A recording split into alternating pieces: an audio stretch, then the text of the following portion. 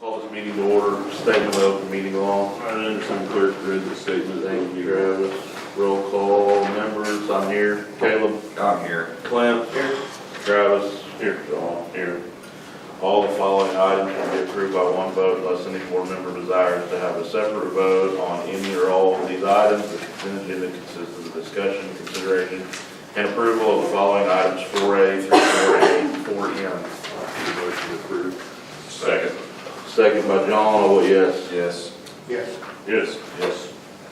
Other reports, principal reports. October was a great month with many fun events. We had our homecoming dress-up days with movie night as a theme, October 22nd through the 25th. Halloween parties in the Spook Parade were October 31st, and we had an awesome Spook Parade because of our community and all participation, involvement of our local, our school, and our teachers on both sides did a great job with that as well. In October, 61 elementary students earned a spot in the Rail Club. To make Rail Club, students must have perfect attendance and not have any behavior issues during the month. Incentive trip to Redbird Farms was a success and ended with a Brahms ice cream before traveling home. Burton Harmon with Oklahoma Farm Bureau came and presented fire prevention education with the assistance of our local firefighters, Josh Inman and Misty Smiley, on October 17th. Our elementary basketball kicked off their season in the Moreland tournament, playing games October 28th and 31st and November 2nd for the girls. Last Monday and Tuesday they competed in the Burlington Festival, and tomorrow they travel to Buffalo with games starting at 4:30. Our Veterans Day program will be held today in the multi-purpose building. Our students and teachers have planned an excellent tribute to our veterans. The 6th grade will visit Northwest Career Tech in Alva for a career fair on Friday, November 22nd. And then our elementary railroaders of the week for October were Allie Ortega, Barron Smith, Hadley Smith, Jordan Fuqua, Ainsley Capriva, Boone Inman, Ellison Seeger, and Booker Ferguson. The word of the month for October was empathy. TSA academic team, 3rd grade and 4th grades took turns leading Wake Up Waynoka. And then for the month of September, the Rookie League Foundation of Oklahoma chose Robin Klein as the female coach of the month. And then Thanksgiving break, school will be out the 25th through the 29th. The Waynoka FCCLA hosted their annual scavenger hunt to gather food for the local food bank. The club was able to collect over 500 food items that will be distributed to 12 families with extra food over the holidays. The Student Council will be hosting its annual Veterans Day program this morning in the multi-purpose building at 10 a.m. They will also be serving veterans and their guests lunch. This is a special way to thank all the women and men that have served our great country.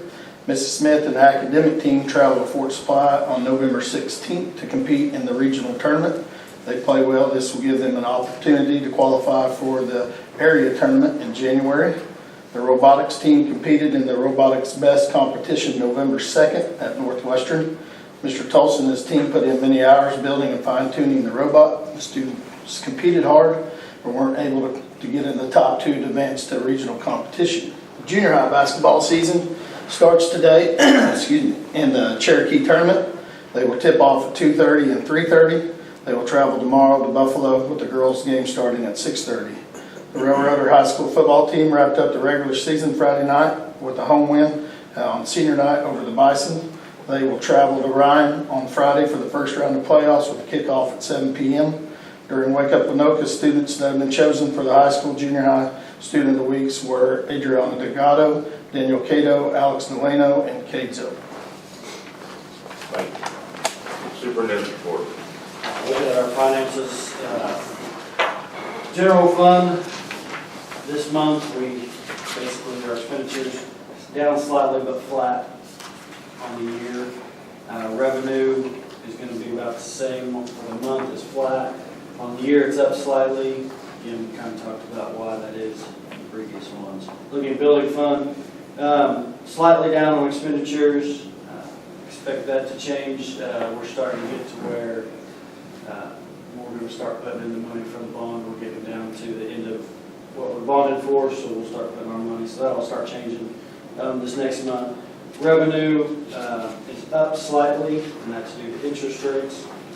Flipping it over, looking at child nutrition. Our expenses are up here, but that is for the month.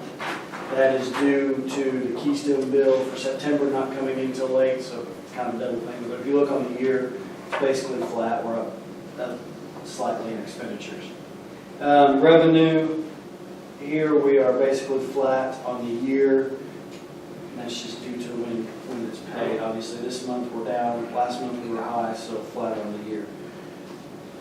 Looking at daycare expenditures, we are down slightly on our expenditures, but we are also down on our revenue. And we're down on our revenue due to enrollment, which we talked about earlier.